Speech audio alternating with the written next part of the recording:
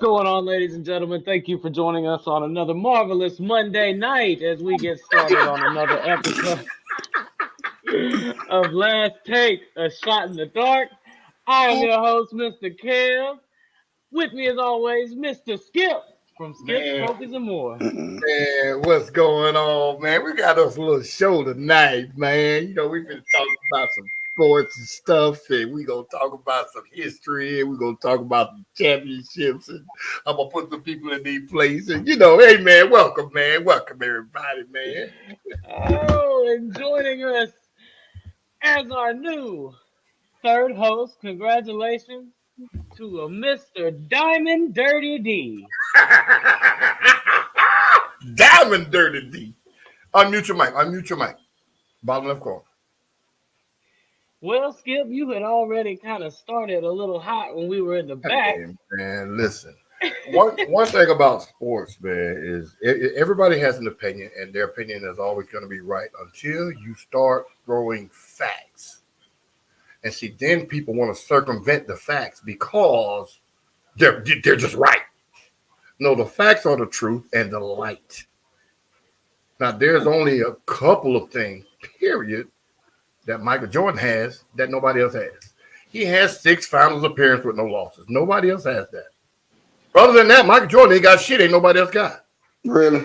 He wasn't the first player to win 6 rings. Russell won 6 in a row. 6 in a row. You see what I'm saying? There are current players, well, not current now, but there are more modern players that have more rings than Jordan. Really? But they're not considered great. They're not considered the greatest. Michael Jordan doesn't lead in points or games played or none of that. But Michael Jordan this, Michael Jordan that. I challenge you to tell me, what does Mike have that Kareem Abdul-Jabbar doesn't? Outside of 6 no losses in the NBA Finals. Name something Mike got that Kareem ain't got. I'll wait. Basketball related, or we talking anything else? Basketball related. Basketball related. It's basketball. As a matter of fact, and we don't want to go outside the NBA now, because in college and high school, he got this defensive player of the year, scoring title, and MVP all in one season, and final MVP. I'll wait. Oh well, okay. I'll wait. Okay. That's wait. Okay, that's cool. That's wait. That's an argument. That's the argument. I'll wait. I'm waiting for you to come something else. And I want to get back to this other argument. You said we will. Hold on. Don't change the subject. Just say. I want that Robert Ory. Okay, so now, he got all that in 1 year, and I don't think he was the first player to do that either, but he did do it, and that's a gift. He has that old Kareem. Who has the most points scored in the NBA career? Kareem right now. But Michael Jordan ain't gonna get it. He don't. First of all, let's stop this. Let's stop this. So this man, whoa. Since you want to go there, in my opinion, he would have had it. He took a year and a half off, damn near 2 years. Wait a minute. Was he suspended for drugs or anything like that? Basically, he got suspended for gambling, sir. Oh, so next. He got suspended for gambling, and that's what news agency reported that. Listen, man.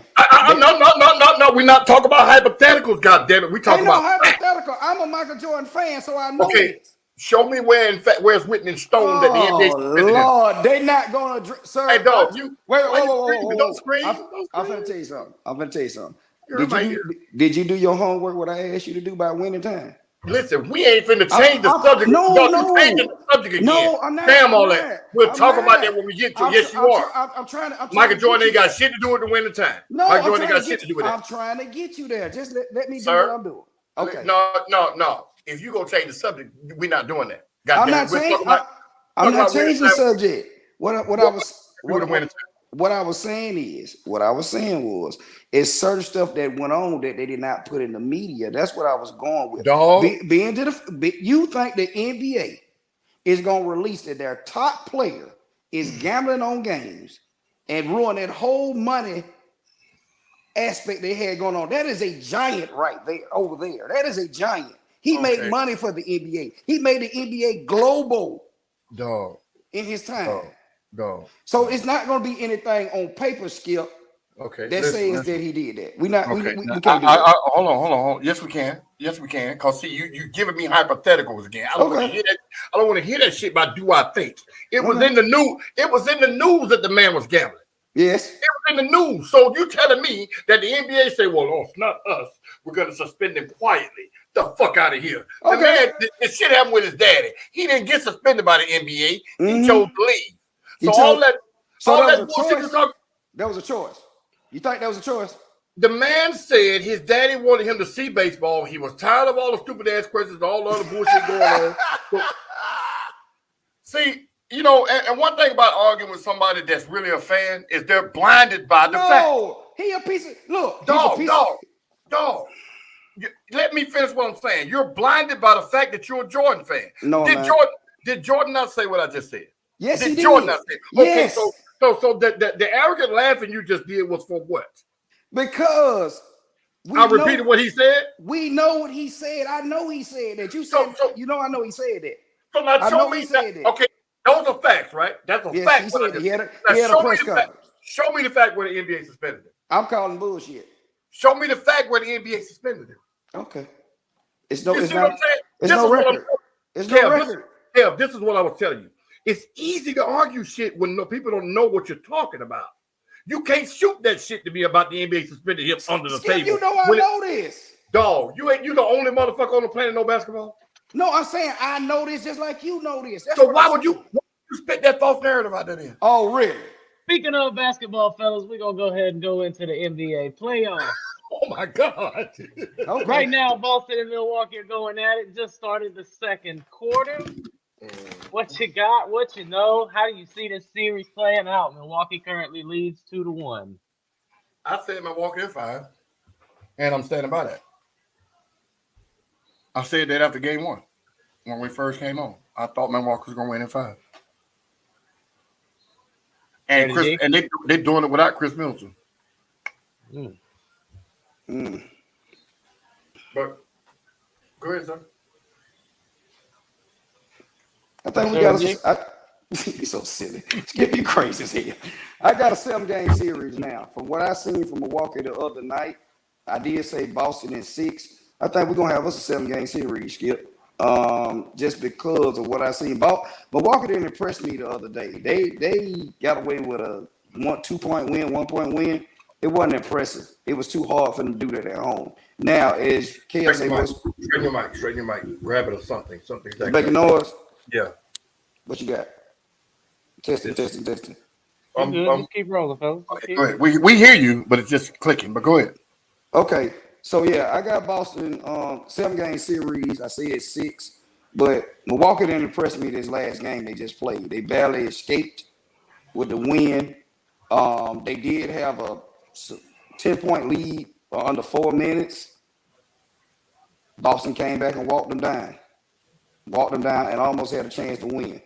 So it's still a physical game, like you say. I do agree. It's getting physical. It's getting real physical. And I keep telling you, I believe Drew Holiday is still the key in this series for Milwaukee to advance, if they're going to advance without Chris Middleton. Well, I'll say this here. Basketball is a game of runs, and it's always been – it's a game of runs. So when people use this after-the-fact statement, well, they were up by 20 and they made it a game. That's what NBA basketball is. You get momentum, you get on a run, or you get hot, and that's what happens. Some teams can fight it off, like a Golden State. You know, they'll get up by 10 or 15 and they just go shot for shot. But then if the momentum swings like it did when they played Cleveland, they was up 3-1 and they lost, there's nothing you can do because that momentum is just so strong. So I hate when people use the excuse, well, they were up by 10 at home and then it became a close game. Well, they played a damn good team. Boston ain't no slouch. They're not lucky to be there. They're there because they're a great team. So Boston is full strength. Milwaukee is not. Whether they win by 2 or 20, they're winning. So when people say, oh, well, they eked it out and it didn't impress me, they won underpowered, so to speak. So now I still say they win in 5. I think they win in 5. It's going to be a hard one, but I think they win in 5. I can't see it going 7 games. I don't. Well, I say this. tonight gonna will tell the table how this series go tonight. Whatever happens tonight, Skip, you got 5. If it doesn't, we might see a 7-game series, depending on this game this evening. Oh, okay. Well, like I said, Yes. I don't know if Chris Middleton is going to play tonight. My wife watches something else. I don't think he's gonna make it. I don't think he's gonna be back in this series. I really don't. I don't think he's gonna be back in this series. Do they need him? If they're gonna go on and just like you say, go on and end it, yes, but there's no need for him right now. They're not in a desperate situation. Game 7, you might see Chris Middleton. You might see him. Now now it's ironic you say that about what they need. If we flip over to the Philadelphia again, Philadelphia Heat, Joel Embiid is the heartbeat of that team. James Harden can beat James Harden and do whatever, but he will not be able to carry that team because it's not built around him like Houston was. Houston was built around him to get him the ball and let him score, and then they play defense. Joel Embiid, that team was built around Joel. Slow it down, give it to him, let him pound, and get everything else. So there's no possible way on the earth that Philadelphia can win if Joel Embiid doesn't come back. And they're talking about not letting him play tomorrow night, right? I don't think he's playing tomorrow night either. He said he's If they questionable. don't, it's a done deal. It's over with. Philadelphia doesn't have the cohesiveness to win a 7-game series, being down 3-1. I don't see it at all. So I think it's done. Who down 3-1? No, they will be down 3-1 after tomorrow. If No, they Joel won't. Embiid, That series is tied 2-2. Joel Embiid played the last 2 games. It's tied 2-2. Joel Embiid played the last 2 games. I thought it was 3-1. All right. I ain't been watching them because the Lakers ain't in the league. Lakers ain't in the playoffs. You understand me? So I can be honest with you on that. But no, I don't think it's going to go 7 games. I think it's over. What? No, so Joel Embiid is playing then with the mask. Yes. So I haven't been paying attention. My bad. Yes. And they look like a total different team. Pick and roll, defense stepped up, and everything. Bam Adebayo is getting in foul trouble. Miami looked like they were shook these last 2 games, especially last night when they played. Embiid took the game over. Well, Took the game over, and the only thing, like we said before, Miami has more depth and bench. But the physical play of how Embiid is playing down there in that low post is phenomenal. Phenomenal. 2 hours ago, Joel Embiid is officially listed as questionable for Tuesday night's game against the Heat with a thumb injury. But the thumb injury has been there the whole playoffs. No, I thought he hurt it the same time he got elbowed. When he got elbowed, I thought that's when he hurt his thumb also. No, the thumb was that game prior before then, and then it came with the fractured eye. But he had the thumb injury. What's that in that second game with Toronto? So they was complaining about he wasn't going to play, and then he got the fracture. Now I'm gonna be honest with you. This next game in Miami, this game 5, that will let you know how the series gonna go. Either they going 7 or it's gonna end in 6. I mean, end in 6. Because whoever take this game in Miami gonna win that series, going back to Philly. Now that's how I'm looking at that. And like you said before, previously, James Harden started hitting shots because they were more concerned. They were focal point on Embiid the whole game, and then that pick and roll game.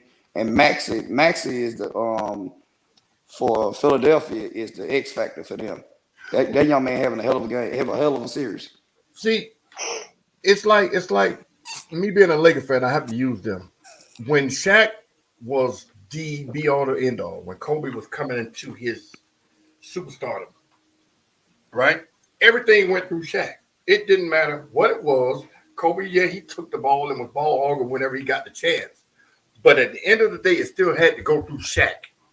And I think that's where the rift with him and Kobe started. With James Harden and Embiid, it's the same way, but Harden understands that. And all it takes is the role players to do their job. Harden's going to be there. I hate to hear people say, oh, well, Harden disappears in the playoffs, this and that. And, he's the same old James Harden. For 82 games, he's a monster. Then games 83 and 84, he's a midget. That's just not the case. It's just like what Boston did to Kevin Durant.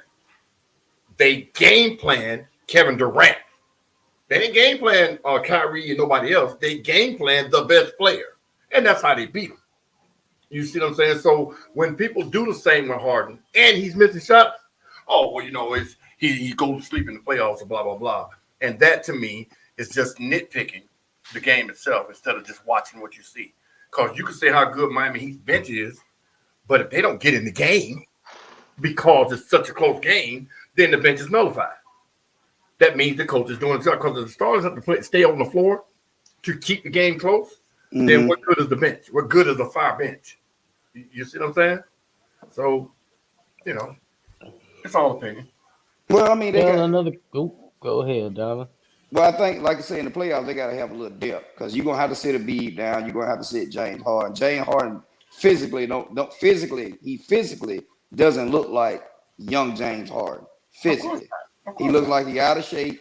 He had a little more energy these last two games. I guess they were playing at home, and he wanted to prove a point, or he listened to the naysayers saying that he's injured and he's not looking like James Harden. But at the end of the day, Miami does have a great bench. They got the six man of the year. 6 man of the year on their team.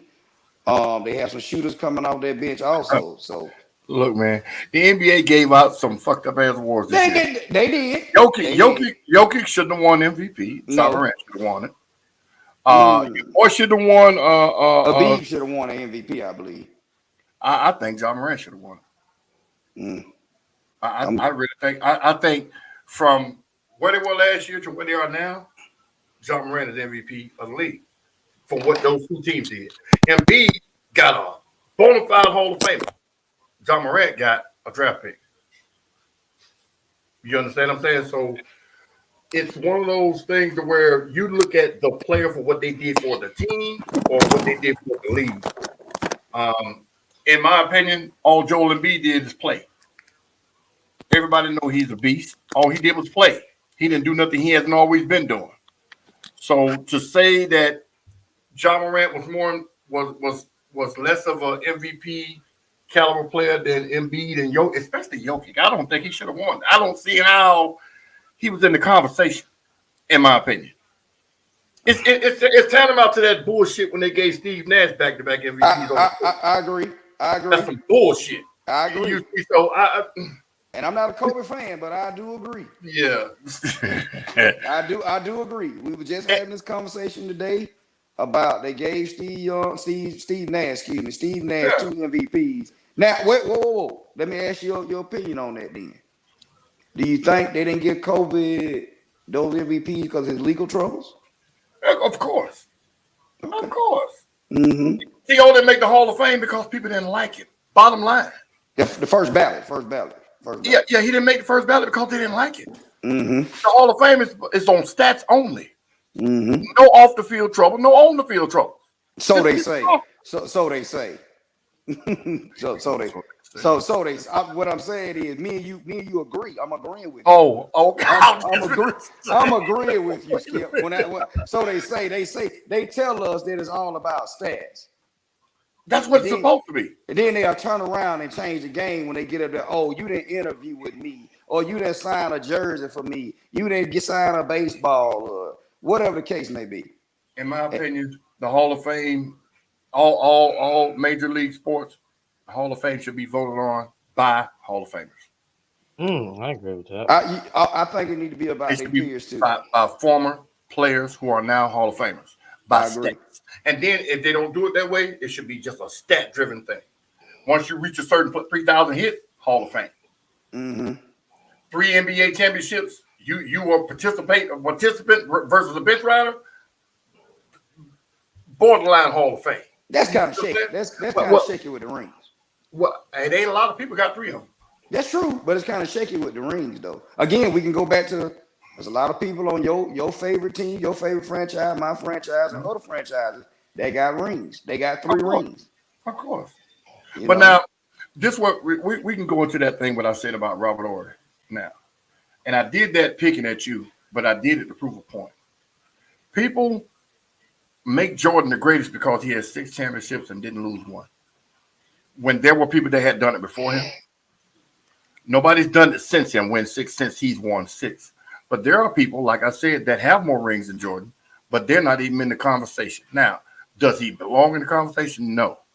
But when you say Jordan is the greatest, the only stat you can use to make him to quantify him as the greatest is that he never lost in the finals. Because there are other players that have 10 times the stats he has. Namely, Kareem Abdul-Jabbar was never considered the greatest of all time. Cat wasn't considered the greatest player? No, was never considered the greatest. It was always Bill and Will.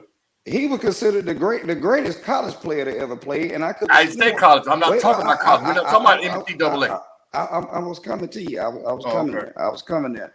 So in the time Kareem played, because you seen Kareem play in his prime, I called him when the Showtime Lakers started coming together with Magic and so forth. So never Kareem was considered the best player in the NBA because he was running scoring. He was running scoring titles and MVPs. He got 6 MVPs. No, listen to what I'm saying. I said the greatest of all time. Okay, he was never called the greatest of all time. And that's shocking. Never. That's shocking. Exactly. But see, the thing is, people pick and choose how they consider who is the greatest. So Michael Jordan is not even the greatest scorer. He's a great scorer, but I don't think he's the greatest scorer. Who is your greatest scorer? Alex English, the Iceman. George Gervin. You don't know who that is. I know who George Gervin is, sir. But somebody like him, Larry Bird. Off the top of my head, David Thompson. Okay, let's forget it. Give me your all-time your top 5 plus your 6 man. Let's go and do this. My top 5 players, NBA. Your starting 5 plus the 6 man, and plus your 6 man. Center, I would go Shaq. Okay. On the 4, I would go Tim Duncan. Okay. LeBron, Kobe, and Michael. And 6 man, I probably use Scottie Pippen. Scottie Pippen. Okay. So I got Kareem. Excuse me. I got not Kareem. I'm sorry. I got Hakeem, Olajuwon. I got Tim Duncan. I got LeBron. I got Jordan. And this is gonna be a shocker. I'm going with Magic. My bench player is Larry Joe Bird. Okay. Well, fellas, that's cool and all, but who y'all got in this Grizzlies and Warriors game? I'm not a Golden State fan, so I want Grizzlies to win. But I don't think they're gonna let John Morant play because of that semi-dirty thing that your boy J. Poole did. And the NBA has said they're not gonna fine him for it no more than what he was already fined during the game. So the way it's looking now, Golden State is probably gonna win it, but I don't want them to win. I don't like them. You don't like them? Wow. Yeah, what you got? That series over with, man. John Morant, phenomenal basketball player. He will be the face of this league. I see it coming. He, to me, the best player on the court. Best player on the court from what I seen the other night. He was playing his heart out. He was playing his heart out, man. And it's sad. He ain't got a running mate with him. He does not have a running mate with him. It seemed like they quit. The moment is too big for him. Golden State is battle tested. They're gonna take this series. Golden State is battle tested, and it's just what it is. Like we talked about before. Golden State had an off shooting night that game they won, and in game 1 that they snuck out, they had an off shooting night because John Morant had the last shot, missed the layup with Klay Thompson playing defense on him, but the series is over. John Morant don't play, and he get him somebody else that's going to help him. Well, see, you got to think most of the great players started out without a second fiddle. Jordan started out without a second fiddle, and he actually, until Pippen got there and came into himself, he didn't have one. You know, he had the pretty boy. What was his name? Not Rick Fox. I want to keep saying. You talking about Reggie Theus? Reggie Theus. He had the pretty boy Reggie Theus. You know, he had Craig Hodges. He had Steve Kerr. He had John Paxson. You know, well, no, I'm moved too fast. He had John Paxson before Steve Kerr. But those guys were just position players. And then once he got that second dog, that's when the Bulls took off. So all John Morant need to do is get them to go through free agency and get somebody to come in and take the load off him sometimes, so you don't have to be Jordan. And he'll be all right because now the NBA is going towards a big three all the time. It doesn't, and now it's not about having. So, go ahead. I'm sorry. I got a question for you. Mm-hmm. So, back in the day, as I grew up watching basketball, each team had a superstar. I heard you mention Alex English played for the Denver Nuggets. Mm-hmm. You had Rolando Blackman, Derek Harper played for the Mavericks. Mm-hmm. Each team had their own superstar. So you like it going with the big three or the big two or the big four or whatever? Do you like the NBA like that now? Well, see, you got to think. It was like that then, but it was homegrown. It wasn't through free agency. All those teams that won back in the day, they all had 2-3 bona fide Hall of Famers. Wait, Skip. Two teams had it, which was Boston and your Lakers. And the Houston Rockets. Well, they had the Twin Towers, Ralph Sampson and Olajuwon. That's and two. Kenneth Smith. Kenneth Smith won that. He hadn't got there yet. He was late because Kenneth Smith played for Sacramento, came to the Hawks. Whoa. I'm talking about Houston Rockets when they won the championship. I'm talking about winning championship. I'm not talking about. No, you're talking about when they won. Kenneth Smith was there both years they won. What do you? Oh, okay. No, I was saying back before then, they won the championship. That's what I'm saying. As you grew up watching basketball, the only two teams that had multiple Hall of Famers on their teams and their franchises, multiple Hall of Famers, was the Lakers and Boston. Am I right? The Sixers. And the Sixers, yes, and the Sixers. That's who was winning. Who else was winning? So as we move forward, that's what I was asking. Do you like it now that the fact that you have, as they quote unquote super teams joining up, because that's what they put on it when LeBron went to Miami. That's how they act like this league is built off what LeBron did when he went to Miami. So everybody now, it's like an easy way out that they want to go join up and play with their friends. And see, again, as spectators and fans and everything else, it's easy for us to nitpick what players are doing. Mm-hmm.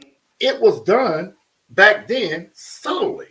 Mm-hmm. Like Kareem was a monster all the time, but people don't realize Kareem was traded to the Lakers. That's right. You see what I'm saying? Yes, that's Moses right. Malone was a Hall of Famer, but he was traded to the Sixers. So whether they want to admit it or not, big threes were always a thing. They just weren't looked upon as, hey man, McHale and Bird and Parrish and Johnson and all those guys came together and now they're beasts. Or Magic and Worthy and Kareem and Byron Scott and all these guys, those were big threes. Mm-hmm. Doc and Andrew Toney and Moses and those are big threes. You see what I'm saying? So all those teams that were winning those championships, they had 3 bona fide Hall of Famers. Think about it. In the 80s, there was only 3 teams that won championship. Yeah, The Lakers, the Celtics, and the Sixers. That was it. Mm-hmm.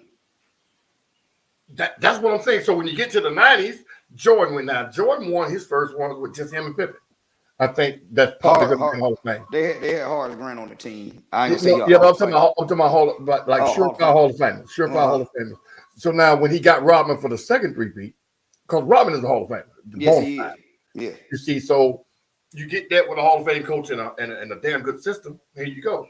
Then you get Houston in 2 years that Jordan was gone. 3 Hall of Famers. Who won in? Well, that first championship, it was only 2 of them. That first Houston championship, they ended up getting Olajuwon and Clyde Drexler for that second one. But the first one, Robert Horry should have won MVP. I agree with that. Big Shot Bob. That's where he get his name from. He was playing. He was at that time. He was the next Pippen to me at that time with a better shot. With a better shot. He played defense. I say offensively, he didn't play better defense. Okay. But I'm saying you can see how their team was being built at the time. You see what I'm saying? Their team was getting built, and they had a large one, and you can see that team transactioning. Mad Max, Robert Ory. They had Cassell coming off the bench. They had a bench that actually came in and produced. Yeah. You didn't have to put them in to spell them when they were tired. You put them in to get their minutes, to get their game, put the game up, to keep the team rolling. See, now bench players come in to spell the superstar and hopefully keep them in the game. Okay. Back then, bench players came in because they had to play, number one, to keep them happy, and they were good enough to be starting. You get what I'm saying? Some of these bench players should have been starting, but he's the veteran, or he's been here longer, or whatever the case may be. But nah, I think it was always that way. It's just now it's more pronounced. The bigger name players are saying, you know what? I don't want to keep competing against LeBron. I want to play with him. Oh, I can't believe you said that. Do you think the influx of social media, of course, brought that on? Because like you said, it had to be conversations being made and had. Because what the Lakers got Kareem for his peanuts from Milwaukee. Yeah, they got him for peanuts. They felt like he was over the hill. Big O was on his way out, and they were like, "Well, we might as well get something. Let's get some draft picks." And the Lakers weren't that good when they traded him. You see what I'm saying? So it's one of those things where it happened and it was done. I'm not gonna say that these owners were visionaries when they were getting their players. They just wanted the best player out, and it just so happened that they had good players at the time, and all they needed was that next piece of the puzzle to make them a cohesive unit, and it just worked. Well, give me an idea on something that might work for this. So I don't know if y'all saw yesterday, but Chris Paul and his family went through something as one of the fans apparently the quote was, put hands on the mother and push the wife.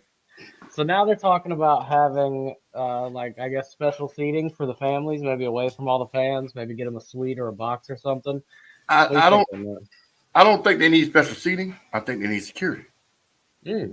I know for a fact, I have a couple of homeboys that played in the league in football. And when their sisters or whatever, their family came and they sat out and thing, there was guys with them that looked normal, but they were straight killers. Straight stone cold killers. I'm talking about like ready to go to prison if you said or did something to these guys' family. Now, do I condone that? No. But if I'm there to enjoy a game, regardless of who I'm rooting for, you keep your hands to yourself. See, me as an NBA player, that would have been my last game. Because I'm standing there looking at you, and I know you put your hands on my mama, or or my child, or my wife. Oh, no. There's not a police force in the world that could have kept me off his ass. Now, the NBA ain't going to do nothing. They can't prove it. Can't prove he did it. He just said it. He just this. In my opinion, when you're worth that kind of money, you need to protect your money and your assets of your family. So either you put them in a suite or a box like most NBA players do, or you sit them out there with security that's ready to go, that's trained to go. And that's just it. That's the only way to stop that. But now you have to go outside as a. So are you saying the organization or the league should have to pay for that? No. You have your own personal security team with your family. Do you? And I'm telling you this. But then you have to accommodate seating for numerous amounts of bodyguards. You don't need but two. No, you don't. Yeah, you don't need but two people. One in here and one here in there. You got enough money. You got enough money to buy the whole row if you want them down there. And they're giving tickets anyway. It's not like they don't give them tickets. So but this my thing. If we know we're going into a hostile environment. We know we're going in a hostile environment. This is a playoff series. My mother, my wife, my kids, we up in the box. We up in the box. We up in the box. Oh yeah, that did happen. I remember that. We up in the box because that's just like we know hostile environments. Skip wouldn't go to a Raider game with a 49er jersey on and get into a fight with a bunch of Raider fans. You just don't do that. Yeah, you stay away from where you know it's at. I mean, people know what part of the stadium to go in. Yeah, you don't. You don't do that. Real quick, fellas, I'm looking down here at the comments, and Soldier Girl's really upset that we're not drinking tonight. So if we could just take a second, I'll take a shot for Soldier Girl. Man, you tell Soldier Girl, we need to send her the link. We need to see her drinking. I don't believe she be drinking. But again, I think me and Skip agree. First of all, I think I would have lost my mind. You put your hands on my mama. Ain't Hold nothing. on, you put your hands on anybody with me. I don't understand how this was. See, I'm gonna say this, and it's gonna be a little bit racist, just a little bit. Black men and their mama. Yeah, you don't play. There's no thin line. There's no gray line. There's no gray area. That's my mama, and I will shoot you in front of God about my mama. Mm-hmm. You see what I'm saying? So when he heard that he put his hands on his mama, he talked crazy to his mama, got in his mama's face. There instantly should have been some blood somewhere. There should have been an ass whooping somewhere. Now, I get it. You worth all this money, they're going to sue you, blah, blah, blah, blah. But don't get on the Twitter, oh, the NBA ain't going to do shit. That's your fault. Yeah, I don't. Yeah. I'm sorry. Skip. Go ahead. I make this statement all the time when I'm taking my wife and my daughter or my family with me, and I'm driving or whatever. And I say, hey man, I got precious cargo with me. I got to take care of that. You understand what I'm saying? It's my job to make sure this cargo gets from point A to point B. And if you can't take care or protect your precious cargo, then that's your fault. I don't want to hear that shit about the NBA should do something. Fuck that. That's just Skip's opinion. Hey, listen, I totally agree because at the end of the day, the disrespect will not be tolerated from man, woman, or child. I'm sorry. That's where I come from. We not even finna play this game. I don't care how much money you think you paying me. At the end of the day, I ain't gonna have no disrespect upon my family. And then it's Mother's Day. It's Mother's Day. You mean to tell me we can't have no peace on no Mother's Day? And then this is the thing too, The Kev. court would have been red. But Kev, this is the thing you need to understand. Some people have a sense of entitlement. They think they pay a ticket. Coming to a game, some people and think you can just say anything to anybody just because you paid this ticket. You know what I'm saying? Some people have that thing and they don't know their reaction because some of them want you to put their hands on them because they think they got a pay ticket. They got a check coming behind. And they will get one if you put your hands on it, but they can have it. Yeah, and I'm telling you, we got bail money ready. That's my statement. I'll say that in a heartbeat. We got bail money ready. We own property. We got too much money over here to be like, okay, you know what? He gonna disrespect my mama, and it's just gonna get. And I'm telling you, I see you later. I see you later. But ain't gonna be no later. Well, hang on. So here's a question for you. If the NBA and they have all these rules now, especially that protect, or that you can get in trouble if you're as a player if you're talking shit to a fan or something. What would have happened in repercussions to Chris Paul if that would have gotten out of hand? Look, Well, see, you put hands on my mama like no, hold on, stop. Wait. This is a big issue. Your word, that's minuscule, man. They can't take money from him. They can sue him or take the potential money he's gonna get. I'm already rich. You understand what I'm saying? So damn the NBA when it comes to my mama. Now, this is first year and he ain't got no money yet. Okay, I gotta do something. Hey, mama, I'm sorry. Let's get you the box or stay home or whatever. But the man been in the league 16 goddamn years, 17 years. So he got his money. So all of that shit about what could have happened after the fact, he might not play another year anyway. So what does that have to do in the grand scheme of things? Damn the league, damn the game. We talk about mama. There's another basketball game next year. There's another league. Ain't no another mama. That's it. So don't all that other shit, man. That's minuscule compared to protecting your family. And I can tell you this: the Indiana Pacers with the Malice in the Palace, they went in the stands for less. They went in stands for less. Ron Artest went in the stands for less, and he went 10 rows up and punched the wrong dude. That whole team fought. The whole Detroit fan base got into a fight with the Indiana Pacers. I don't give a damn. We can be at the damn local damn Walmart. You put your damn hands on my mama, we tearing that motherfucker up. Well, it's one of those things. See, the Malice of the Palace is a little different. I said that's why I said for less. I said for less. Right. It was less, but it was the same. If a cup of ice, well, Ron Artest is not an average NBA player. No. but if a cup of ice will set you off like that, what do you think would happen to somebody? You mess with somebody's mom, somebody's patriarch or matriarch. You see, so when people say, "Oh man, what about this?" We don't give a damn about that. You don't think about what the job. You don't think about the car. You don't think about none of that. You think about your family. And like I said, the man is set. If he don't shoot another basketball, he is good. You see what I'm saying? So for people, for you to say, Kev, what do you think the NBA would have done? It wouldn't have mattered. It wouldn't have mattered. He would have lost. What he would have lost? He been out for the series. He finna get ready to retire. What they gonna make him step down as the president of the NBA Association? Fine. I'm just looking at it from the stance of every week there's a new thing that we keep talking about with somebody in the audience doing some shit. It's a sense of entitlement. That's one thing it is. It's a sense of entitlement. It's nothing else. What it is. Sense of entitlement. I don't know if y'all saw the thing with Dave Chappelle earlier in the week. Yeah, we saw it. He got body slammed. He's came out and said that the dude has come out and said he did it for attention. He's a rapper. I did not see that. He did it for attention for social media. Mm-hmm. He had a gun knife. It was a plastic gun knife. It wasn't a gun and a knife. It was a knife in the shape of a gun. It was a type thing.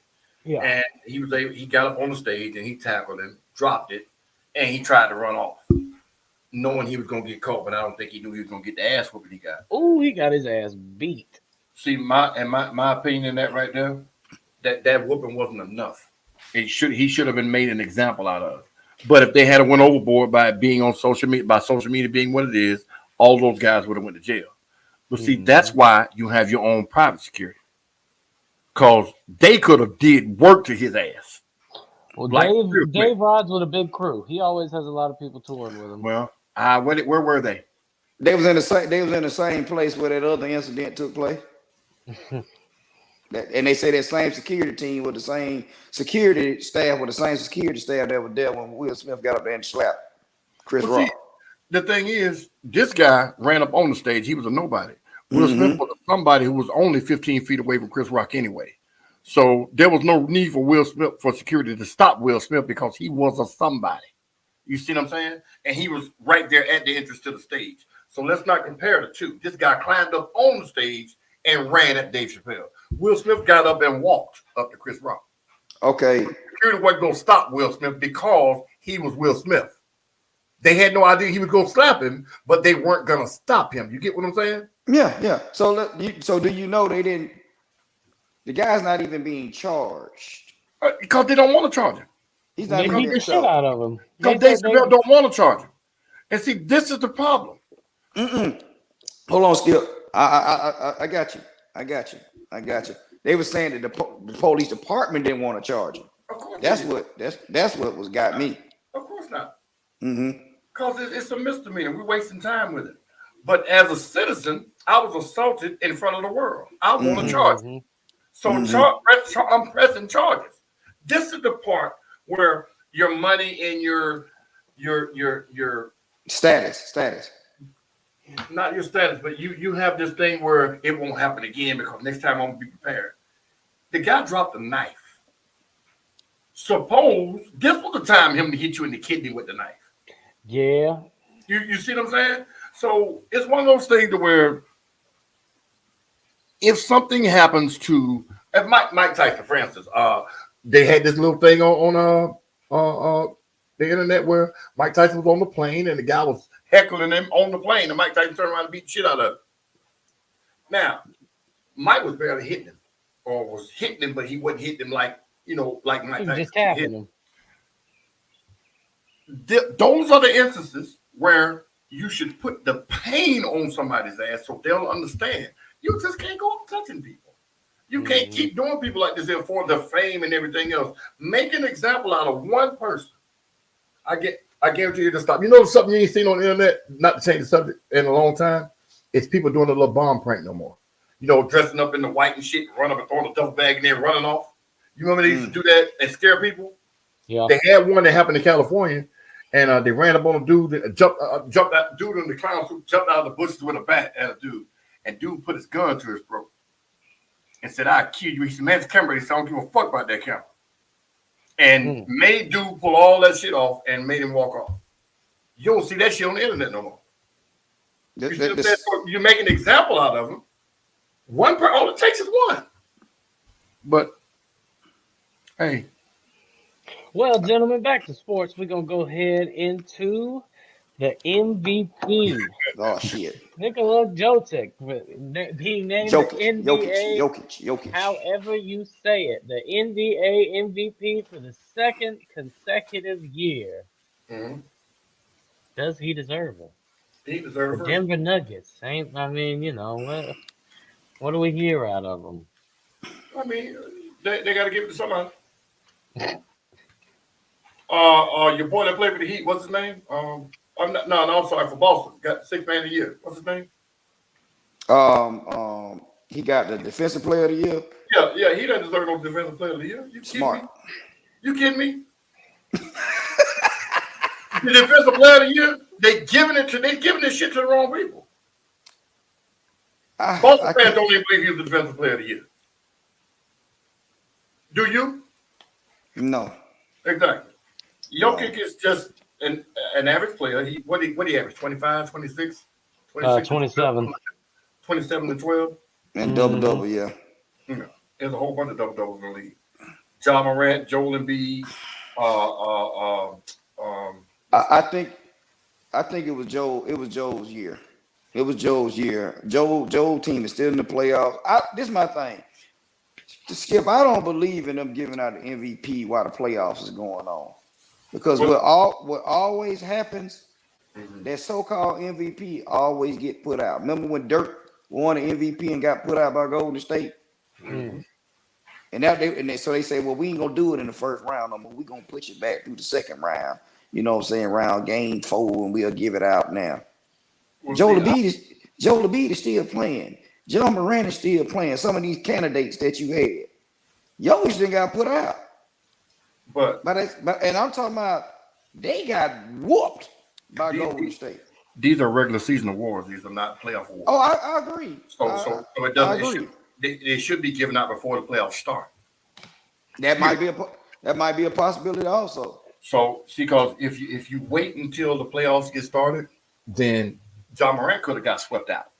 And then would you have said he wasn't the MVP candidate? No, because of his body of work. But I don't think Nikola Jokic's body of work was better than John Morant's or Joel Embiid's. So to wait until the end of the playoffs to give it out, no, because it could be swayed. Because you have players like Big Shot Bob that show up in the playoffs and they just play way above their heads and everything they touch is gold. Oh, he's the MVP. Look how good he played in the playoffs. He averaged 45 points a game. But that's for 15, 20 games, not 82. So, no, I don't think it should be given out in the playoffs. I think it should be right after the season is over. I'm wondering, do we have any international voters on this committee? I don't think so. Because now the thing I seen today, this is what Giannis won it. Now Jokic didn't want it. First time in NBA history, 2 foreign players didn't won back-to-back MVPs and so forth and so on. I mean, you know, this is some of the verbiage that they put out. They put out here in your mind, like, okay, and but see, I mean, those are dangling carrots to get your attention off of what's actually happening. So what? Because they're foreign players. So what? It doesn't matter. They're NBA players. Well, next thing you're gonna say, well, this is the first time 2 white players have won it back to back.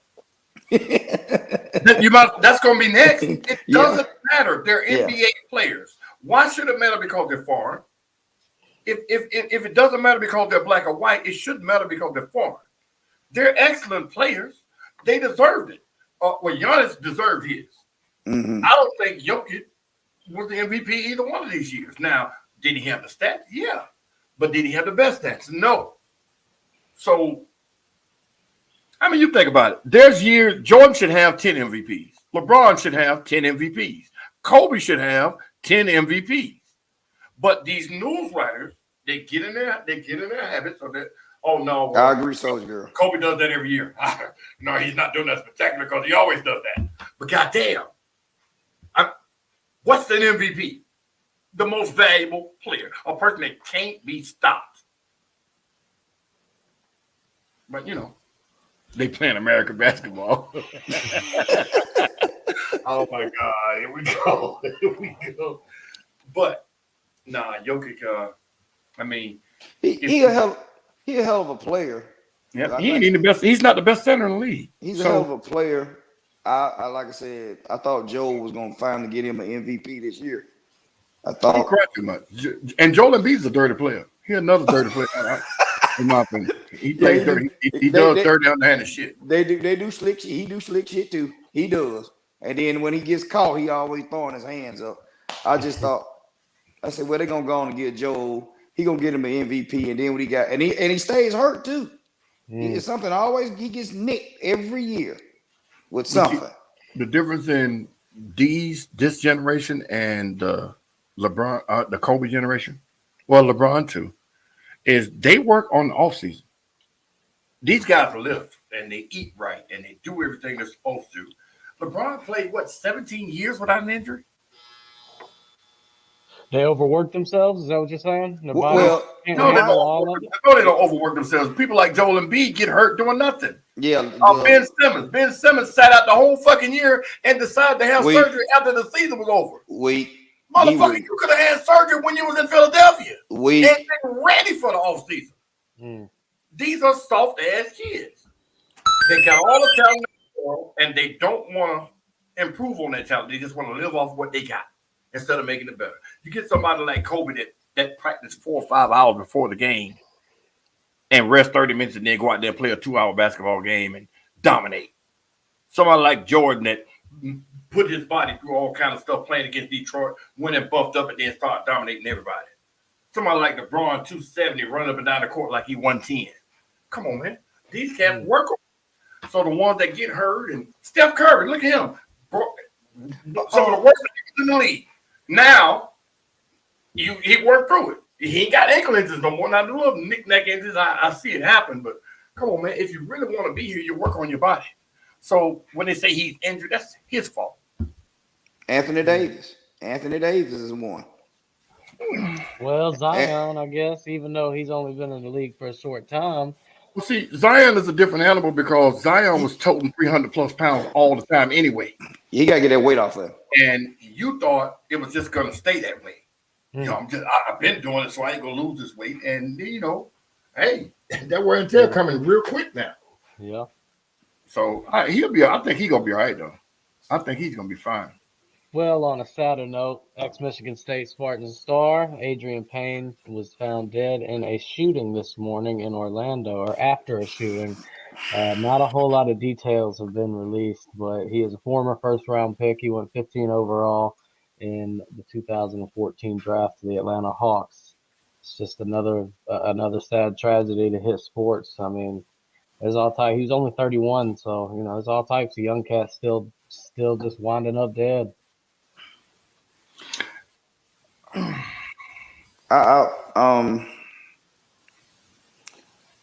It's time and time again, and we have to remember that these guys are human just like us. That it seemed like it's more polarizing, you must say, on a sad level, that they always show this stuff. What was that gentleman doing before he got shot? Was he a pillar of the community? What he had going on? Because some of us just look at, he must have been doing something he had no business. Who he hanging around? What he got going on? It's just a sad situation on all accounts for everyone involved, family members, friends. Mm-hmm. I seen Draymond put out a tweet today about he lost his brother, and it's just sad for everybody. See, with these cats, these young cats, they have this I'm not going to change attitude when I get money. Or once I make it, I'm going to bring everybody with me. Mm-hmm. Everybody can't do what LeBron did. LeBron brought his crew with him. His crew had their heads on right. They all took that opportunity, and all of them are mega rich right now. All of them. They're doing something with him or, in his agency and all that good stuff. My point is this. Once you start doing things and your bank account changes or your tax bracket changes, you got to change. I don't care how tough you are, what kind of gangster you are. If I hit the lotto, you know what's going to change with Skip? Going out by myself. I ain't scared of nothing. But now I have a reason for somebody to hurt me. If they know I'm mega rich, I'm still hanging out at these car shows, I'm vulnerable. You understand? My daughter and my wife are vulnerable. So I got to protect them now. Everybody knows where I live. I own a trophy business. So they come here. I'm moving. This will be an office now. You get what I'm saying? So when you come to the league and you get this big contract, or in his case, I don't think he had no $100 million, but $10, $15 million is still a lot of damn money. $1 million is a lot of money. We still going to the club, man. I'm just buying the ball. I mean, even with you saying that, Skip, I totally agree with you on that. I don't understand these guys. Like you said, we hit the lottery. I got to call. We got to have a meeting. I'm gonna have your envelope ready. Here you go. We have no more conversation. Whatever you do with this, think about it. Think about it. Just think about it. I've already thought about it. Mine is a little different than yours. Yeah, but I'm just saying. Of course, we gonna get up out of here because you ain't gonna be able to come up. Like you said, you got your business at your house. You just not gonna be able to come talk to me anymore. That's not happening. But we're gonna have a meeting. 10 of my closest friends, family members, whatever. Well, once I give you this envelope, don't come bothering me. I'm talking about even if I sign my contract in the league, just like we looked at the draft. I look at the draft differently. We know these players gonna get picked. I'm looking at that girlfriend. I'm looking at mama. I'm looking at dad. I'm looking at all these hanger-ons. Because this is where the problem come in, Kev. This is all what the problem.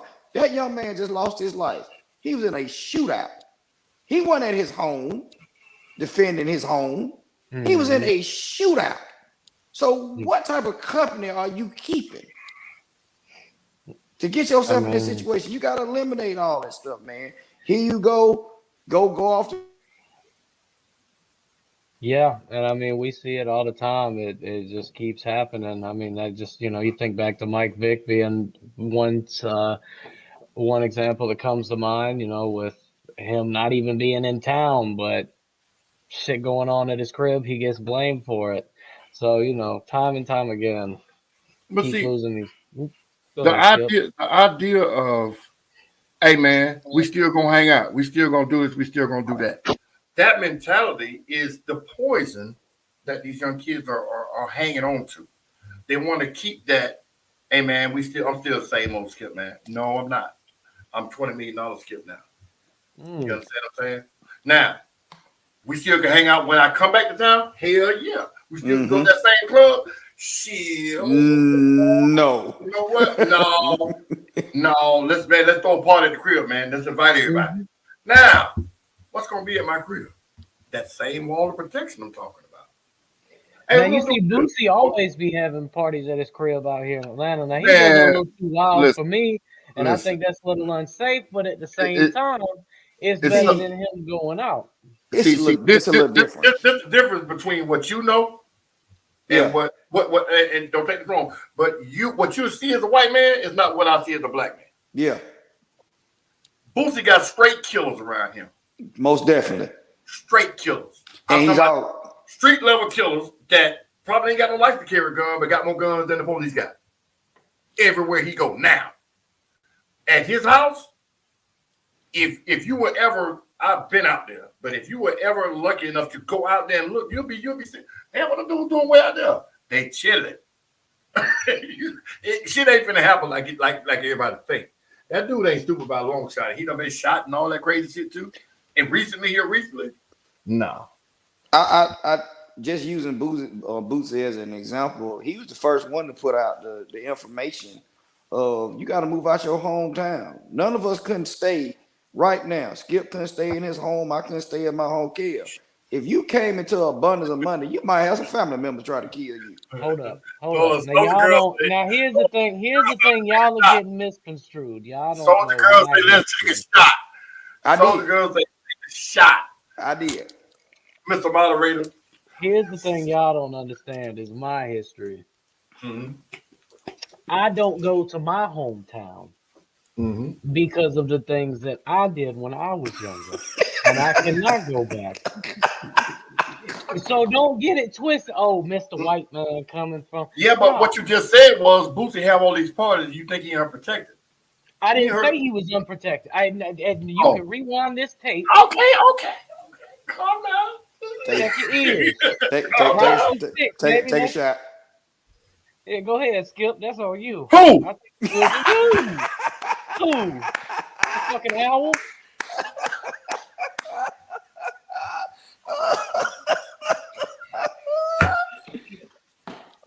Boy, that's funny. I'm But trying.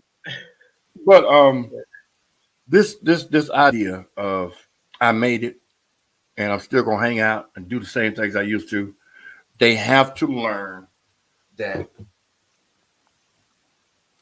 job titles. Well, I ain't gonna say job titles. Tax brackets change everything. They don't just change your bank account. They change everything. They make you a target.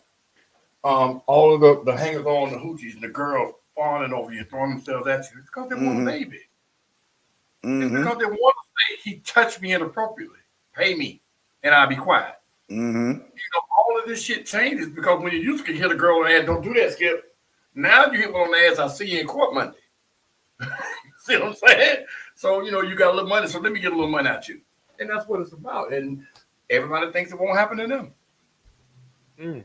That's very true. Everybody thinks that it won't happen to them.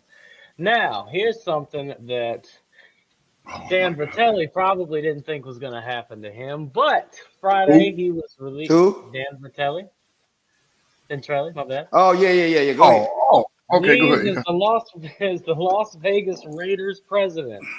So originally it was announced that he just left, but later it came out that he was fired after he apparently raised concerns that the Raiders organization was a hostile work environment, claiming that the owner, Mark Davis, uh, just made it hostile for female employees. So he said in a statement that he just pretty much wants to follow the rules and make it safe for everybody. So here we go again. Another president or another big league owner shutting people out for suspicions being raised. Well, watch this. When he made that statement, I think he made it without facts. When you're in position to slander somebody, you need to have facts backing you up. There's no way he could have had facts and gotten fired for making that statement. I think he did it to appease everybody because of what happened with John Gruden. Now he came out and said that Whoa. he came out and said that he was fired after confronting Mark Davis about the multiple complaints that he had received about, the hostile work environment. Again, if he had facts about these complaints. Now, don't get me wrong, the actual complainants could have been the people that were being assaulted or whatever the case may be. I don't know. But I don't think he would have gotten fired just like that. Because that's what they call it. And Miss TJ, I need you here. What do they call that when in corporate, in the business world, if you, not whistleblower, but if you bring something up and then they fire you for cause? Retaliation. It's retaliation, but there's a technical name for it. I can't think of it. But they can't just fire you. Insubordination. I'm giving you technical terms, Skip. I'll name them all off, and you can pick which one was right. Insubordination. But anyway, what I'm saying is, as a president, as the voice or the person that everybody should complain to, when you go to the owner, for you to say I went to him and I complained about the the complaints that I'm getting, and he fired me. And it's more to it than that. Mm-hmm. It's got to be a lawsuit somewhere. Reprisal. No, that's not it. Reprisal. But anyway, that's what I'm talking about. I just think it's more to it than that. It's more to it than that. Well, definitely. There's always Skip's our lead conspiracy theory Of course. person here I'm because he not. thinks I think what? there's always more to it. It That's is. that's your famous quote. There's I mean, something we wait, don't know. wait, Of wait. course. Check this out. What we talking about last week? They just hired Josh McDaniels. They got rid of that guy that's the gay player on the team. They cut him, right? Mm-hmm. Remember we said this. They still have an FBI investigation going on going on with the Washington Commanders, but they're linked to these Raiders because of John Gruden. Yeah, yes, this man came and gave some employee complaints to Mark Davis or whatever, but I think he went over Mark Davis's head and tried to go talk To to who? the NFL, the president. The guy. Oh, you think he would have talked to the NFL? Yeah, because see, you got to think. That's why he's saying retaliation. That's why He he's did. saying this His quote was, "I was fired after retaliation in in retaliation retaliation.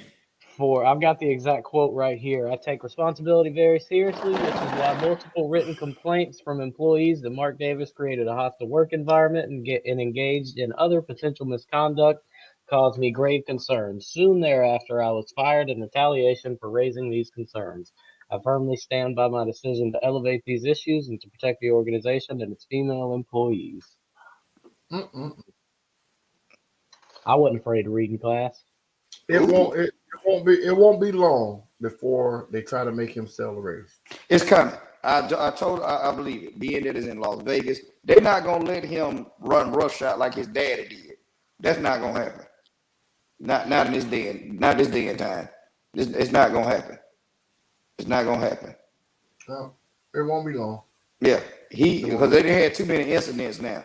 They haven't been in Las Vegas even 5 years now. They've been in Las Vegas for 2. But they haven't had incidents like Donald Sterling had with the Clippers. So, Oh no, not. so no, Well, they had no. We talking about a head coach now. We're not talking about the owner. but Snipe, Dan, the guy up there in Washington, the FBI didn't got involved because they just dirty. Their whole organization is in trouble. The Commanders, he had to change. He had to move ownership over into the wife's name. They so dirty up there. Well. I think they went at him because he said there was no way in hell he was going to change the name for the Redskins. That started. And that's what started everything else. So That shit's so fucking stupid. I'm sorry. it's stupid. What a fucking joke. I mean, what were they supposed to name him? I don't know. I just, I hate the Redskins. So honestly, I would love to go into this, but I do not want to get canceled. Move on. So what we're gonna go ahead and do is show the cancellation of Earl Thomas's career after wrong one. After an arrest warrant was issued for the former safety Earl Thomas, For what? he violated a protective order at least twice since May of 2021. With the This wife. is actually it's actually a third-degree felony. And he was caught sending threatening text messages to a female, which I'm guessing, about her woman, to a woman about her and her children. See, they'll blame it on CTE. They'll say, well, all the hits upside the head and the concussions and all of this stuff is the reason. They did the same thing with Sherman. When he had the little meltdown. Quit making excuses for these dudes because they're rich crybabies. That's what I see a bunch of rich, entitled motherfuckers that feel like any woman they want should bow down to them and do what the fuck they say when they say it. And that's just it. All of this, you got to feel sorry for me, took too many shots in the head. Fuck all that. Like I said. That's the bottom line. See, if we constantly make excuses for everything everybody does, eventually we ain't gonna have no jail. There's gonna be no reason for a jail. Well, he was selling drugs because he didn't have an education. Oh, well, he was doing this because he couldn't find a job. Oh, blah blah blah blah blah blah blah. Quit making excuses, man. Put these motherfucking laws and these shits to work. These dudes violate these orders. You ain't special because you got money. If he didn't have money, he wouldn't be on the news. His ass would be locked up. Pretty He would much. have never had that woman. But he could have been drug dealer. Ain't no telling. But I feel like when these cats break these laws or these guys, like I was saying about police, nobody should be exempt from the law. If it applies to me, it should apply to the cops. If it applies to me, it should apply to the NFL players. They shouldn't be special because they got money. Yeah, they can bond out, but apply that law the same damn way. You know, Mr. White Man, Mr. Donald Trump, apply that law the same damn way.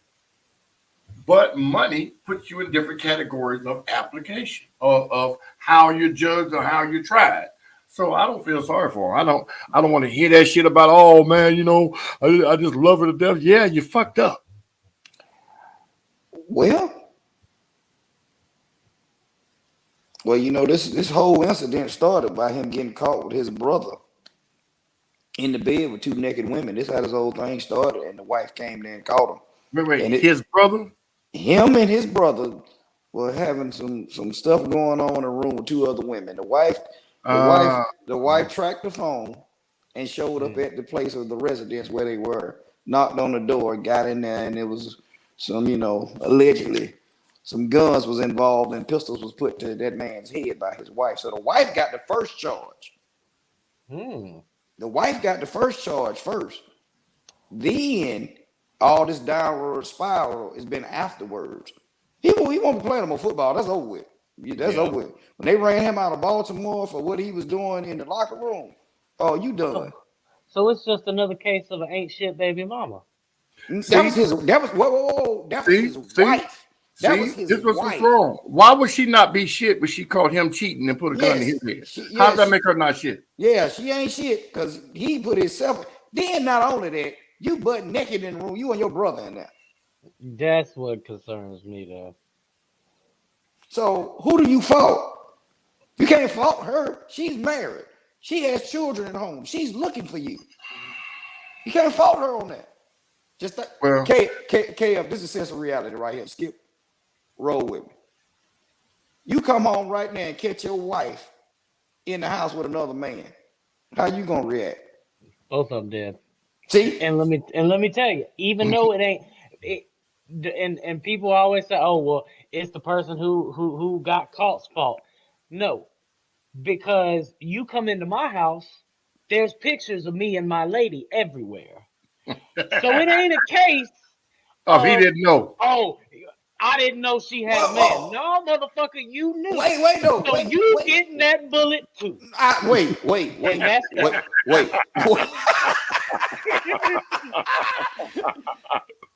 Oh no. That's kind of cool. Hey man, hey listen. I'm smart. There's pictures of me in my house. So if God forbid that woman ever decided that she wanted to try that, so who you take all them pictures down. And if I come home and all them pictures down, I'm gonna cuss her the fuck out because I know something's up. No, you gonna cuss her out. You gonna cuss her out. Look, you gonna kill it in. You gonna kill it in. But I gotta have proof. Ain't no proof. I gotta catch her. No. You can have all the fucking suspicions you want, but unless you got the proof. What you were just saying is you said ain't shit baby mama. That's what you said. Kim, that's what you said. What you said. You said that was what I said. Ain't shit baby mama. I'm listening. I'm grabbing a beer. You need to get a drink too. And you wrong about that situation. So this lady put a restraining order on him. I gotta put some pictures up so the girls do. I'm telling you, if hypothetically that happened, what you gonna kill him for? Because he was in his house. She had to invite him. You saw? Wait a minute. She had to invite him in. Right, but that's why that's the only reason he could kill him for. Because he didn't make her open the legs. But he should have known, hey, why that dude picture here? Let me go back outside. Oh.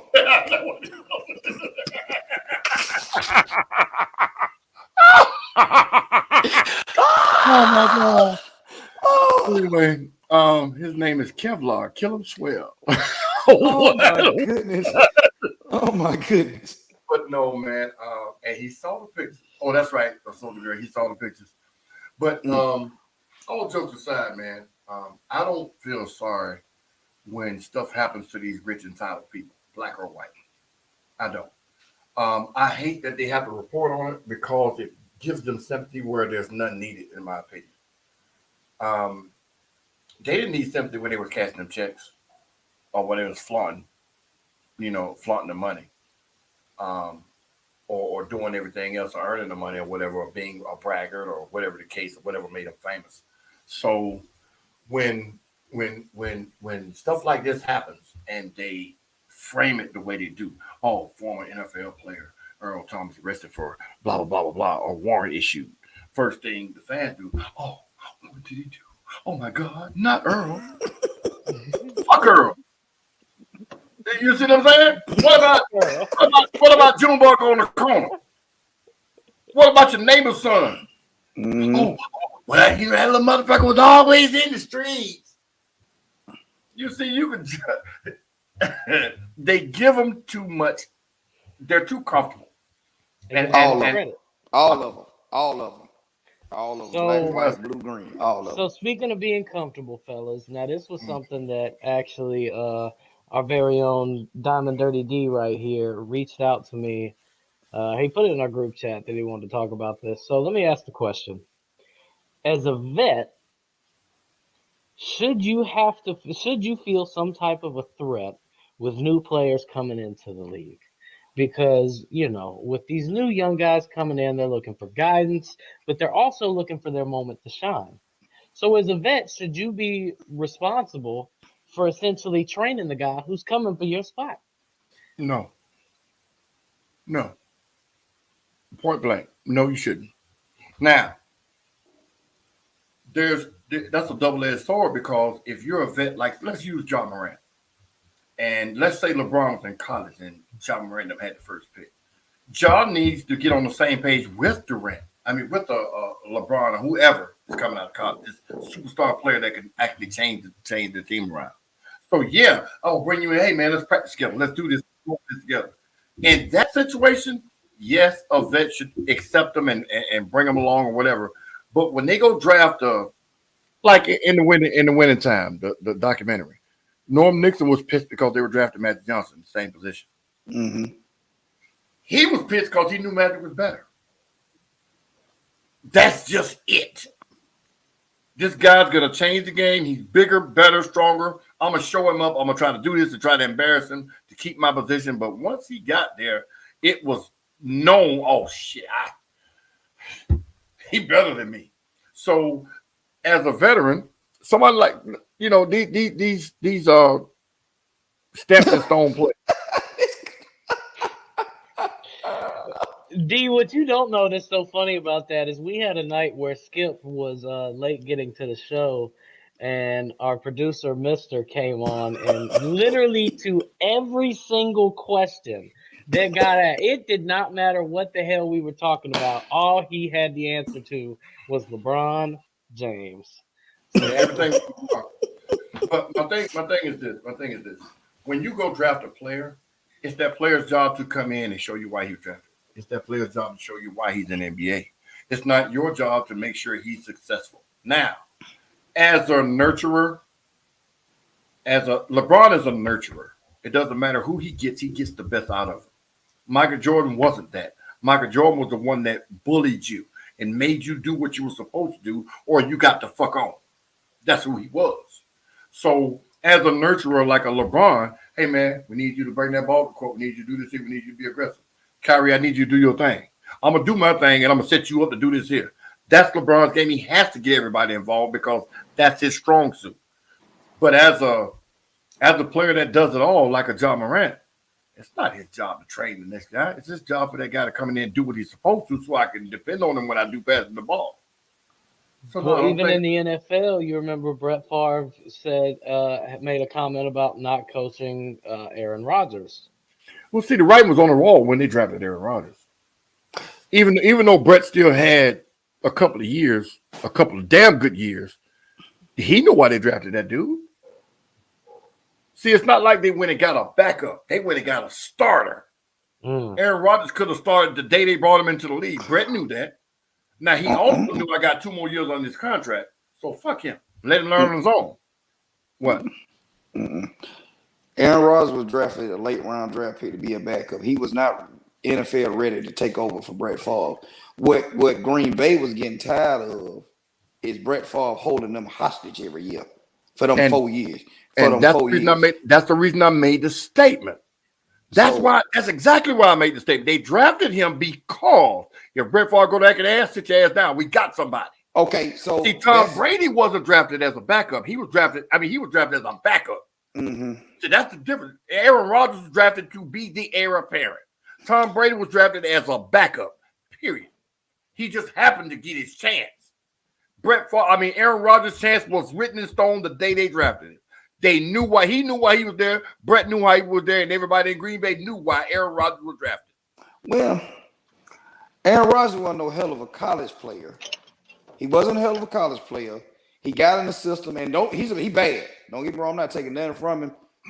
I don't think we knew Aaron Rodgers was gonna be Aaron Rodgers. He sat for 4 years. But what upset me about the comment was Brett Favre was the first quarterback to say it wasn't my job to mentor Aaron Rodgers. That's what he ran out there with, right? Mm-hmm. We see this again with Ryan Tannehill, who's done absolutely fucking nothing in the NFL. I wouldn't want him to mentor me no way, bitch. You a loser. And you gonna come out and say you ain't gonna mentor this young man coming into the league? Hell, Andy Dalton, sorry ass. Andy Dalton's the best backup quarterback of all time. Andy Dalton crazy as fuck. Nope, he is the best quarterback analytically to have as a backup. Andy Dalton. What's the boy play with the Redskins? With the Philadelphia that took him to the Super Bowl and won? Foles. That's the best backup quarterback all fucking time. Is an absolute fucking chump. Don't get upset, sir. He didn't want more Super Bowls than your quarterbacks. He a Dallas fan. That's why he say that. Yeah, fucking Andy Dalton. You crazy as son, bitch. Andy Dalton's the best person to have as a backup quarterback in today's league. I'm telling you. How many Super Bowls Andy Dalton won? I wait. Zero. So what I was saying, Andy Dalton had enough common sense when Justin Fields got drafted by the Bears last year. He said, I'm gonna take this guy up under my wing. But they went out to dinner. He met his family. He was gonna show him how to become a pro because Andy Dalton knows his good years are past him. It's over. But for Ryan Tannehill to make this statement and say, "Oh, he gonna be in the quarterback room with us. He gonna look at the same film," I don't think it's my duty, sir. You just lost your job. No. I don't think he lost it. I think what Tannehill is doing is giving him. He has a false sense of importance. See, Andy Dalton understands that I'm gonna have a commentating career, or I'm gonna be a coach or something once I retire. Ryan Tannehill is gonna be a tennis player or a golf player when he retires or when he's forced out of the league. So he has nothing else. So Andy Dalton sees the bigger picture here. Let me go ahead and learn this mentorship thing or learn this thing because hopefully I can be a quarterback's coach, then a head coach, and then GM or whatever. You see, so that's the difference. Brett Favre is not a commentator. He commentated somewhere because he's Brett Favre. But it's just not in him to do that. He ain't going to coach nobody because he's a fucking junkie. Wait. What did I miss on that? You called him a what? A junkie. Emotional damage.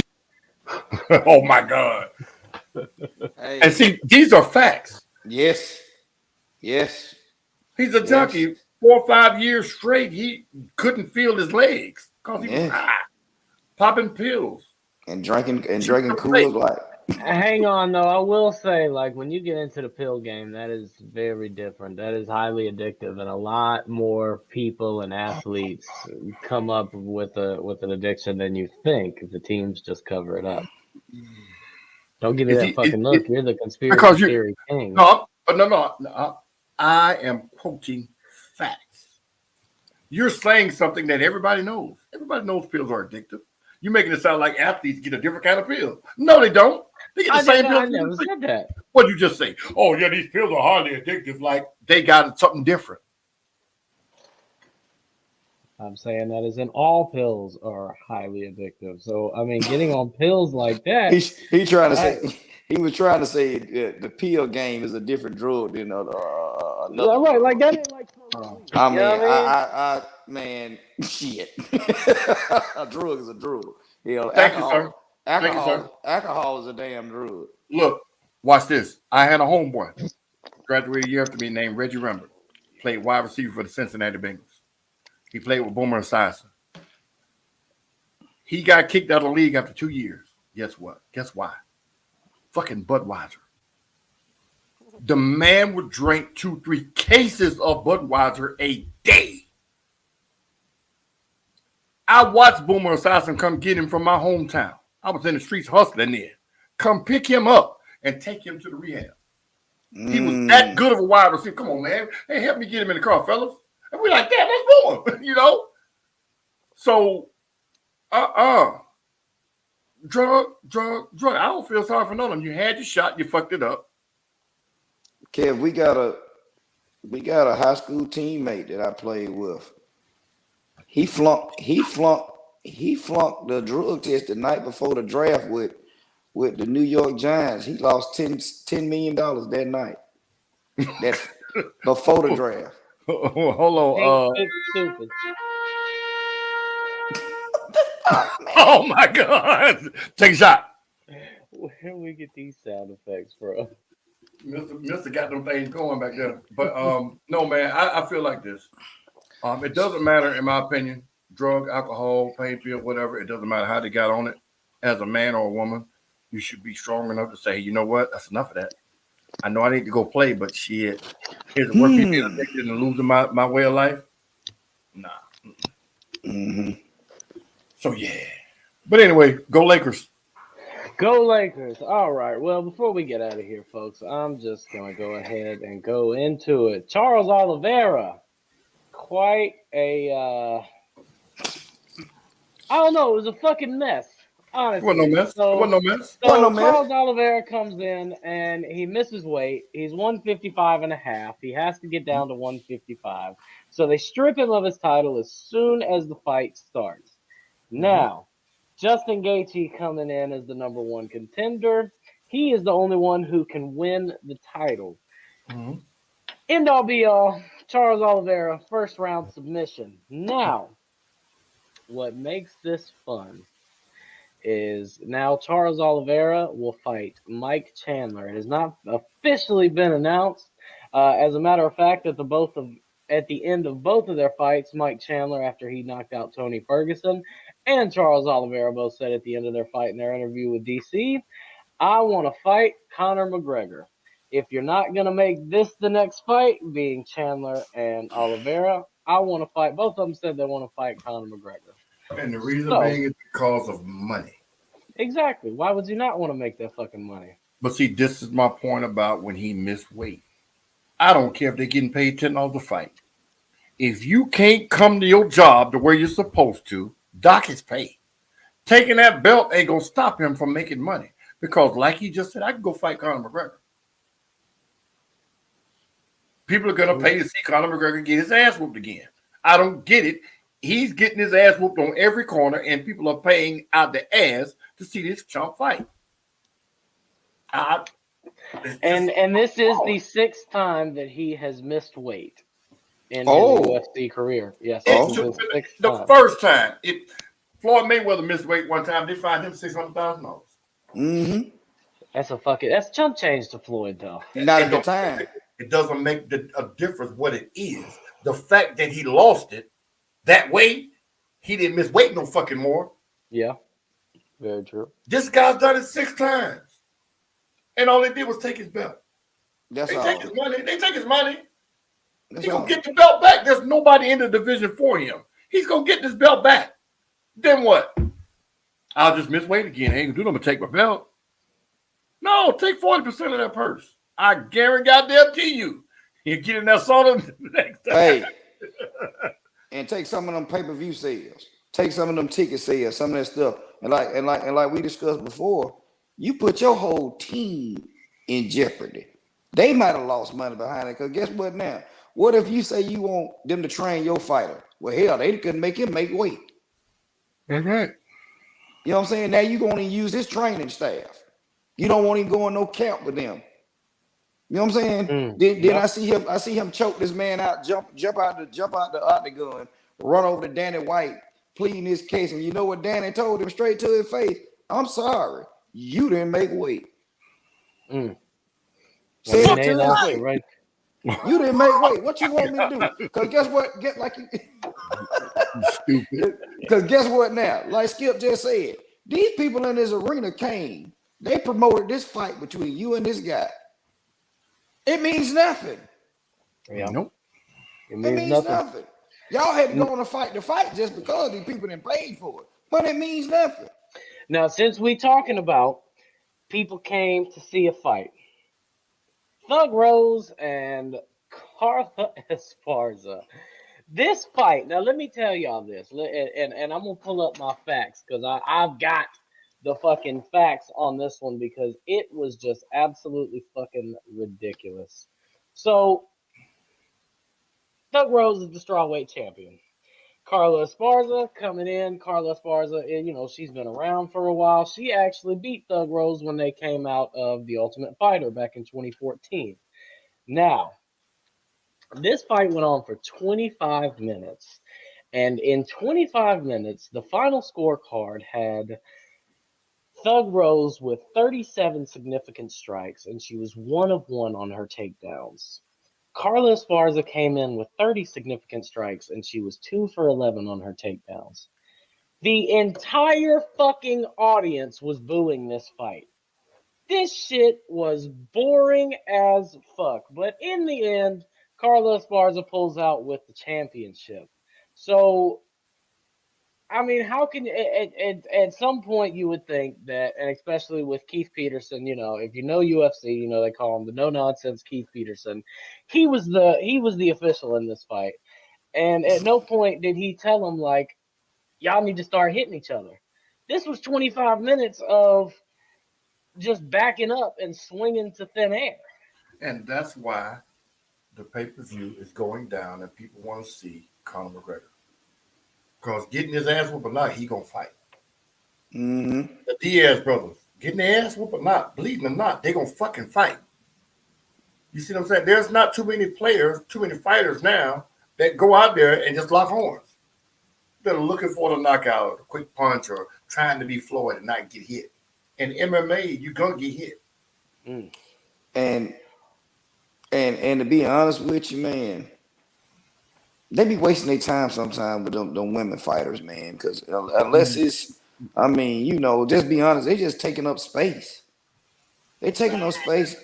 They taking up space. So I know there's some good ones out there, but for you say for 25 minutes, they ain't playing. Because it was a championship fight, it should have been a 3-round fight. But I thought they go 5 rounds. They go 5 minute rounds. They go main events and championship fights go 5-minute rounds.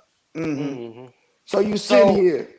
Go ahead. You sitting here and you telling me the ref had to tell them, hey, y'all need to get it on. I mean, but the ref does that period in MMA. Yeah, I know. Y'all push it. You'll say, get it. Let's get it. Yeah, because that's some trash. Again, look what you put and present me. We got the main. I paid $80 goddamn for that pay-per-view to watch these two husbands just sit there and look at each other. You shouldn't have paid $80. And when the hell ought to pay $80 for that you shit? Ain't lying, ain't you crazy as hell? Like that's why I'm upset. Now, before I do want to show this right here. So this is Mike Chandler, the new #1 contender. This was his knockout against Tony Ferguson. And I'm gonna get you, Kel. I'm gonna get you for something. Go ahead. Oh, what you about to get me for? Go show what you want to show because it's somebody else got their ass beat this weekend too. If you want to talk about Canelo, we're gonna get to that. Don't worry. You should have talked about that garbage motherfucker first. That garbage motherfucker. He got put on his back. Knockout from Tony. Yes. Kicked him, straight in the jaw. They have been clowning this all day. That is the 9th front kick knockout in UFC history. So I did not have a slide for it, but Canelo got beat this weekend, and I personally did not watch the fight. But all I've heard is that he looks uh, frustrated, and as we know, when he gets frustrated, he tends to get a little loose. Skip, you seem like you got something to say. I don't make excuses for people when they get their ass whooped. Mm. Floyd Mayweather bet $10,000 that he was going to lose the fight. As a fighter, you can look at another fighter and tell if his man is ready to fight. Canelo wasn't ready to fight. He took the man lightly. The man fucking ass. Everybody else, Canelo came in there razor sharp, fine home body, ready to go. He looked like a blow. He looked like a little flubber guy in there. And So the is dude he beat too his old ass. to be fighting? I don't want to hear that too old shit. Floyd fall into his 40s. But Floyd also retired at 30. He retired 5 times, and he came back and whooped ass every single time. Don't compare the two, sir. Please don't. And he whooped his ass. And when he was a did young beat bull. Canelo's ass. When he was a young bull. So, no, don't want to See- hit that too old shit. Either you can fight or you can't. Mm-hmm. See, Kev, you got to understand that's sweet signs of boxing. Canelo tried to go up in weight, and when He you try did to try to go up to he the tried to go up in 175 weight, class. and that young man over there, Bevel, he was putting hands on him. He was touching it. What? Because he was comfortable at that weight. Man, he was touching him, and you going up in weight. You think you the baddest thing walking. You think these people finna lay down for you. Somebody out there to take your lunch just like everybody else. Well, you know that's how you solidify your legacy is by winning multiple titles in different weight divisions. And now you understand that it ain't as easy as everybody made it look. But you think about this though, Skip. Roy Jones at one point was the baddest motherfucker on the earth, right? Mm-hmm. He went up in weight, beat that dude for the heavyweight title. Mm-hmm. He was never the same fighter when he tried to come back down. And No. he even stated himself. He said, I should have never went up in weight and did that. It messed me up. So now what Canelo has done, in my opinion, he didn't mess up the fight game with him and Triple G. Because that was the next big fight. They were lined up number 3. So now what you gonna do? They probably be the third fight with him and Triple G. What you just say? You just gonna go around and take all the belts and then I'm gonna wait on Triple G? You should have been preparing for Triple G. Leave that man the hell alone. But see, Leave that man the hell alone. You felt like he was a pushover. Yes, you did. You felt like well, he ain't beat really nobody, and he big old slob. I can go up there and do my thing and dance, and you fuck around and got hit. Hmm. And there you go. Several times. Soldier girl, you don't know nothing about no Roy Jones girl. Talk about I'm Mr. Talking about fuck the Diaz brothers and my Tony Montana boys. That was a good one. Fuck the Diaz brothers. You tell them, cocksuckers, I don't kill no children. Skip, man, give me your last take. Hey, man, let's talk about these fallen superstars, I want to call them. These NBA, MLB, NFL athletes that after their career, after retirement or whatever, they get involved with the law, be it domestic or any other reason to be breaking the law or be arrested. I think the kids' gloves should come off. I think we got to stop babying these pampered, rich socialites, athletes, whatever you want to call them. It's time to hold them accountable for their actions. I don't want to hear this shit about concussions or CTE or any other excuse they're going to come up with for him, or he was traumatized because she put a gun in his head or whatever the case may be. We got to stop making excuses for these grown ass men because when they were out there doing everything, when we were rooting for them to be the gladiators or whatever, it was okay. Now that they're out of the spotlight, they're plastered all over the newspaper like they're top news. Yes, sensational. Yes, it's drama, but we're tired of seeing that shit. So, in my opinion, fuck them. Arrest their ass. Send them through the system. I know it sounds harsh, but I don't give a damn. I'm not rich. Fuck them. Fuck them. All right. Dirty D, what you got for me? Man, peace and blessings for everyone throughout this week, man. We lose people every day. I hope everybody enjoyed their Mother's Day with their mothers yesterday.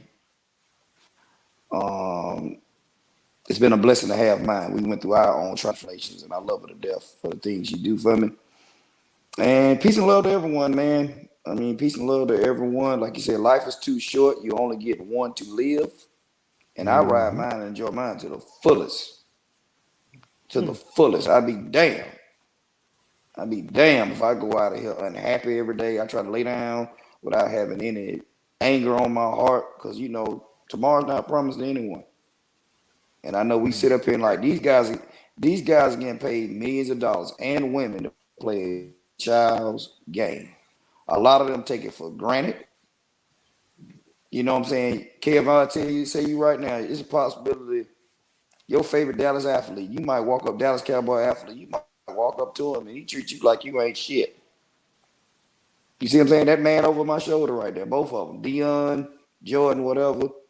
I don't think I will. I want to meet them in person and they treat me like shit. Because Jordan you know will. what I'm saying? Because I'm just a regular old fan. I mean, they do. I've heard. That's a common thing. I've heard that Heather B always says how Kareem Abdul was the rudest motherfucker to her. And Heather B's famous. Who? Heather B, all Glocks down. Come on, Skip. I don't know who the fuck that is. All right, bye. Well, for everybody here at Last Take a Shot in the Dark, I am your host, Mr. Kevlar. Treat 'em swell. As always, Mr. Skip from Skip's Trophies and More, and Mr. Diamond Dirty D. Thank you, everybody, for tuning in. We will see y'all next week on another edition of Last Take a Shot in the Dark. KRS-One sister. Nobody give a damn about no Heather B. He should have been rude to her ugly motherfucking ass. Who Heather B? So see, he's not a hip hop fan, ladies and gentlemen. No, I'm a hip hop fan. I'm just not a KRS-One fan. How about that? I'm from the South. Like, fuck KRS-One. Fat nose ass. You say that shit like hip hop make him fuck KRS-One. You say that shit like I got to be hip hop because I don't know his motherfucking family. Fuck his family. And then you gonna call me a hip hop fan? They just not a bitch. Anyway, good night, people. Fuck KRS-One. Thank you, Soldier Girl.